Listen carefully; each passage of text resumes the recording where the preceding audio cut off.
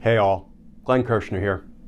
So friends, the month of February started with the Supreme Court deciding to intervene to help Donald Trump stay on the state election ballots. And the month of February just ended with the Supreme Court deciding to intervene and bring Donald Trump's D.C. federal prosecution for trying to overturn the 2020 election to a screeching halt. So, here we are again. The rule of law won't save us, but we will save us. We will save us by again going to the polls in numbers too big to rig and too real to steal. We did it in 2020, and we're going to do it again in 2024. We have to. Because justice matters. Friends, here's a brief recap of the legal stories for the month that was February 2024.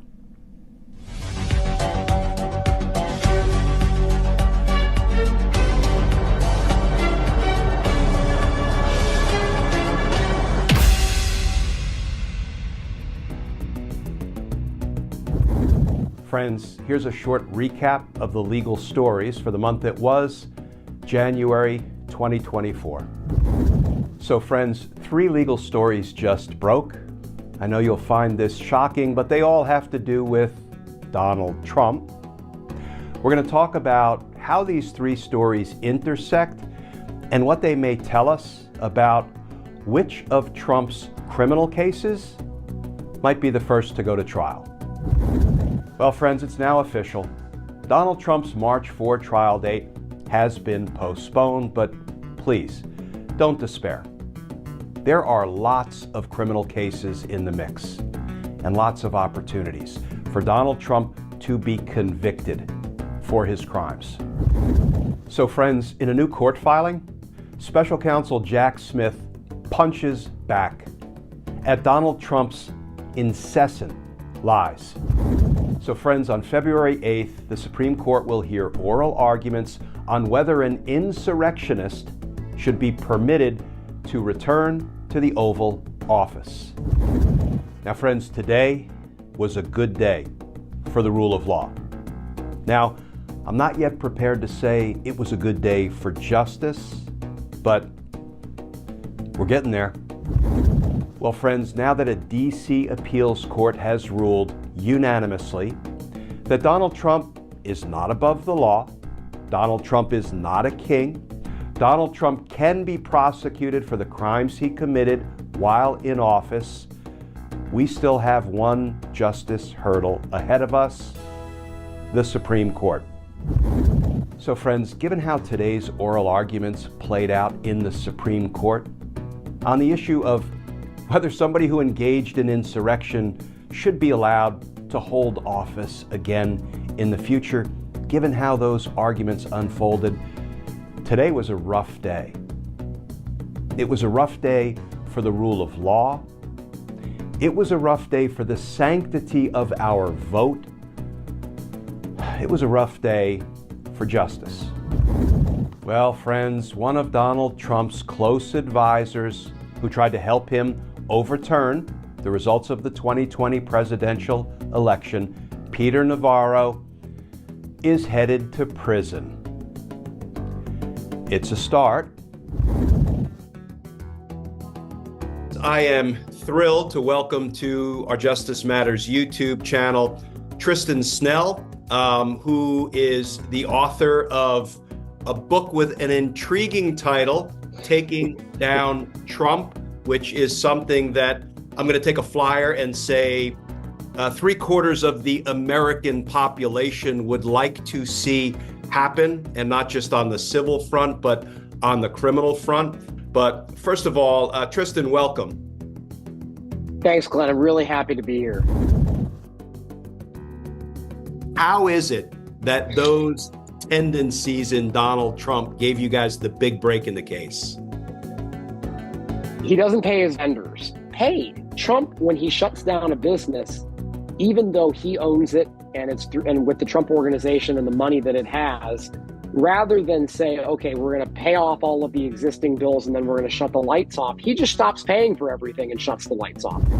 So friends, we're about to find out whether the United States Supreme Court is going to let Donald Trump's trial in his federal prosecution for trying to overturn the results of the 2020 presidential election, whether the Supreme Court is going to let that case proceed to trial, or whether they're going to stop it dead in its tracks, either temporarily or even worse, permanently.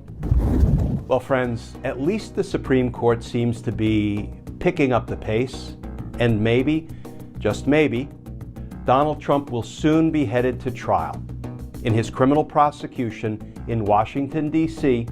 for trying to overturn the results of the 2020 presidential election. So friends, what do you say? Are we in a New York state of mind?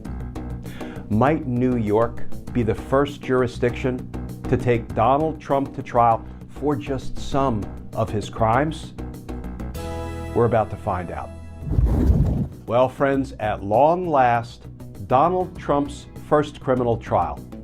His prosecution for trying to interfere in the 2016 presidential election will kick off in a New York courtroom on March 25th. Well, friends, Donald Trump just lost again, a massive loss in his New York civil fraud trial.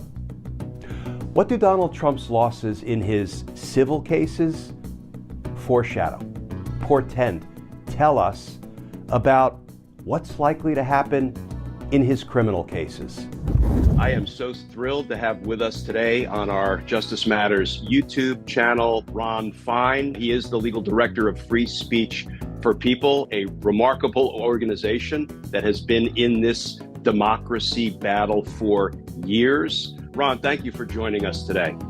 Thank you. It's a pleasure to join you. So after being attacked by the very defendants she is prosecuting for trying to steal an election from the people of Georgia, District Attorney Fani Willis takes the stand to defend her honor, her ethics, and her integrity.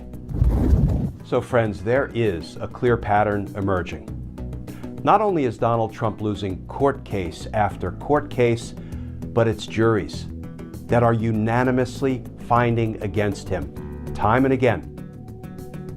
Important foreshadowing.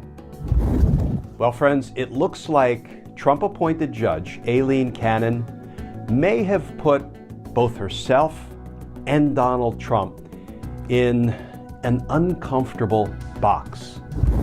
So friends, with all the cases he's lost, with all the massive money judgments that have been entered against him, Donald Trump's balance sheet is looking pretty rough. So friends, now that we know that Republican representatives Jim Jordan and James Comer used Russian disinformation as the basis to try to impeach an American president, should Jordan and Comer be investigated for their possible involvement in a conspiracy with Russia to interfere in our presidential election? Well, friends, in his federal case down in Florida, Donald Trump just threw a Hail Mary pass, asking the judge to just dismiss the case against him, just throw out all the charges. Let's hope that Donald Trump's favorite judge down in Florida, Judge Aileen Cannon, isn't standing in the opponent's end zone waiting to catch Donald Trump's Hail Mary pass. Well, friends, we recently learned that Republicans Jim Jordan and James Comer used Russian lies to try to impeach an American president. And now we're learning that a Trump-appointed Republican U.S. attorney was supposed to vet the accuracy of that information. And now, most recently, we are learning that a member of Congress has asked the Department of Justice to investigate that Trump-appointed U.S. attorney. What a tangled Republican web. And the court didn't seem to be concerned one whit about the big constitutional picture. What's your take on all of that? It's frankly astonishing that in well over an hour of oral argument, there was almost no discussion about whether Donald Trump engaged in insurrection. Because if some of the justices wanted to say that, they could have. So friends, as Donald Trump's first criminal trial approaches, the prosecutors are finding that once again, they need to seek the court's assistance in protecting the witnesses, the jurors, and others from Donald Trump and his supporters. So friends, Donald Trump filed a motion with his favorite judge, Judge Aileen Cannon, down in Florida, urging Judge Cannon to dismiss his entire case, his entire federal prosecution in Florida, claiming that he's being selectively prosecuted. Well, special counsel Jack Smith just filed his reply. And Smith has a little something to say about Donald Trump's claim of selective prosecution. So friends, did you see that Donald Trump just tried to lowball the New York courts? He's supposed to put up $450 million in either cash or in a bond to appeal the loss in his New York fraud trial, but he told the courts, no, I'll put up a bond in the amount of $100 million. I mean, does Donald Trump think the New York courts have a fraud forgiveness program? Well, friends, a largely compromised Supreme Court just did Donald Trump a solid. And in the process, potentially did some real damage to our democracy. Let's talk about that, because justice matters.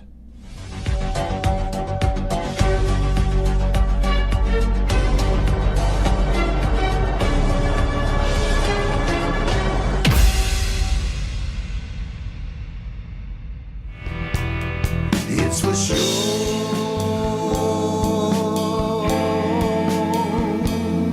Justice matters.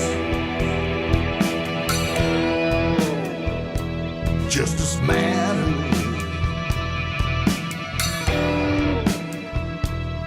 Justice matters, matters, it matters.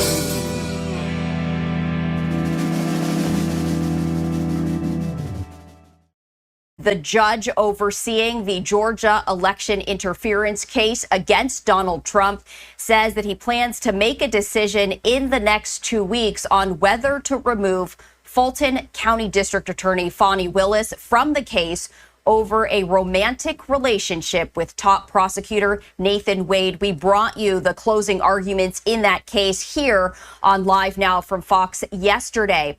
And after several days of testimony, a Superior Court Judge Scott McAfee heard arguments over whether Willis's relationship with Wade amounts to a conflict of interest that should force them off one of 4 criminal cases against Trump.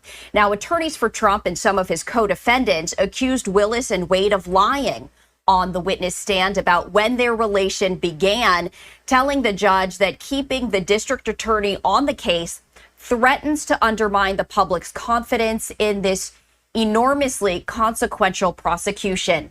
Willis's office, meanwhile, said the lawyers have failed to provide evidence that the district attorney benefited financially from her relationship with Wade, which the pair said ended last summer. We do want to bring in Randy Zellin, a former prosecutor and criminal defense attorney who joins us now live. Randy, thank you so much for taking the time to speak with us. Thank you for having me. Absolutely. So I wanted to first start off with the closing arguments that happened yesterday. What was your take on the closing arguments from both sides? Who, if any, had a stronger argument? In my mind, Fani Willis has already lost. Donald Trump has already won. If stupidity were the measure for the judge, then Fani Willis is guilty to Wuthering Heights. What, to me, is very interesting when I talk about Fani Willis has already lost, because the judge really has to determine whether the standard is an actual conflict of interest or is it the appearance of a conflict of interest. Even if there's not an actual conflict of interest, is the appearance, is the sense through the lens of anybody watching that this isn't cool, that this is inappropriate, that this is not the way that a prosecutor should be behaving, is that enough to remove her? The point is, I would imagine the judge is going to decide, no matter what, that her behavior was inappropriate, that her behavior was wrong, that her behavior compromised the integrity of our justice system. And it will simply be a matter of, have you crossed over the threshold to the extent that the judge decides, nope, it's got to be an actual conflict, as opposed to the appearance of an impropriety. So to me, she's already lost, and former President Trump has already won, regardless of the outcome. And it's interesting because that really comes down to the crux of the argument, what you just mentioned, not just the fact that there was a conflict of interest, but the appearance of one. Because, and that was going to be my next question, because even if Willis stays on this case, I would imagine that would taint future proceedings and make it likely for any future decision to be questioned under that cloud. There is no doubt. And what we're really talking about is getting to the trial. So let's assume for the moment that the court decides, you know something, this wasn't cool.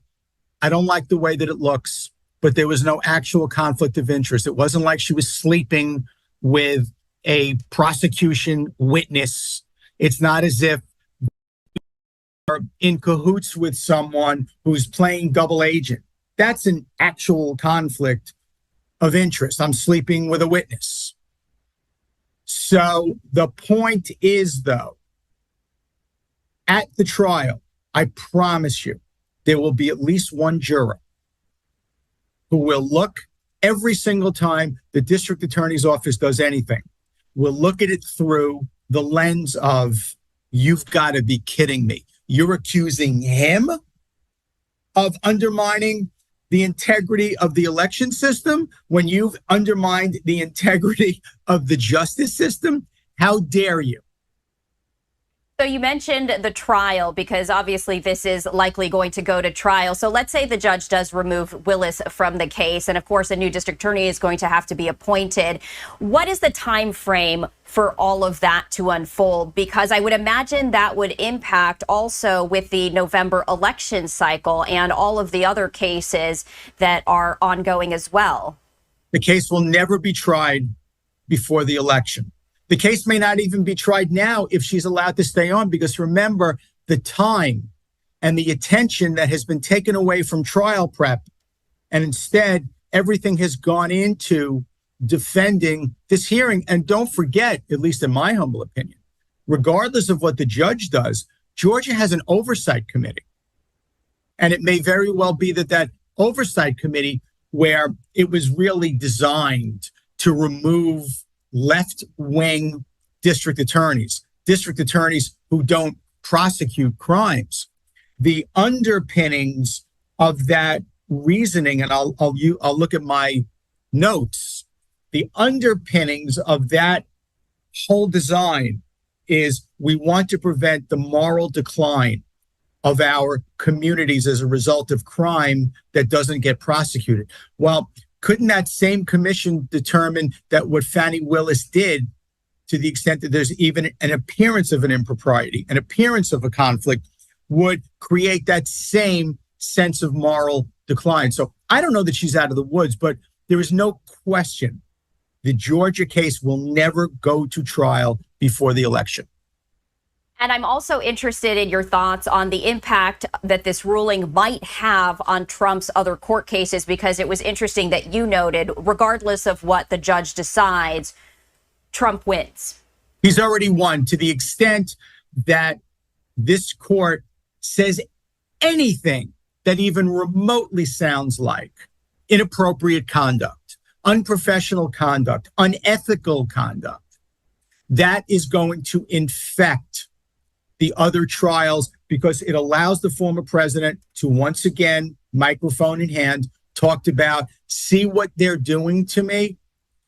They're going to do it to you. Look at what these prosecutors will do. Look at the lengths that they will go, the arrogance, the hubris, the stupidity. Look how badly they want me. So yes, that will transcend the Georgia case, and it will allow the former president to use that to show the country and these other cases that he is a victim of a witch hunt. The interesting thing, though, is you really can't necessarily say that about the Manhattan DA's case, which may be the only case that actually goes to trial before the election, because the district attorney Bragg there has really gone out of his way to keep his mouth shut, to not get into the political fray, to not jump in and say or do anything. That case has been very quiet, and suddenly it's about 3.5 weeks to a trial that the court has said it's going. And I know that this is a little off topic. It's one of the four, but what are your thoughts on the classified documents case? And we heard from the judge yesterday in Fort Pierce, Florida, in federal court, where they have yet to set that trial date. Now it looks like possibly the summer. But again, that's still up in the air as well. Former president is a winner yet again, because no matter what the court in Florida decides, it's going to be helpful to the former president. If the court should decide, you know something, we can get this trial in before the election. Now it looks like election interference. And if the court says, no, we've got a March 26th trial date in Manhattan. We've got so much work left to do, as the court already alluded to. We've got so much work to do to get this case ready for trial. And we all know about the DOJ policy that we don't want to do something too close to the election that could affect the election. So if the judge says, no, we're not going to trial before the election, former president's a winner, because regardless of the outcome, he will either pardon himself if he wins, he will have his vice president pardon him under the 25th Amendment, or he will have his new attorney general just knock the case out. But whatever it is, once again, the Florida case will show us that Donald Trump manages to squeeze lemonade out of cement. I mean, that's a really interesting analogy. I want to take it one step further because, of course, we're talking about the Supreme Court and how they are set to hear whether. You're right. I forgot about that. Yeah, so let's talk about that. Let's not forget that the court in Florida can and will take the position and has taken the position. Hey, wait a second. We need SCOTUS, the Supreme Court of the United States, to decide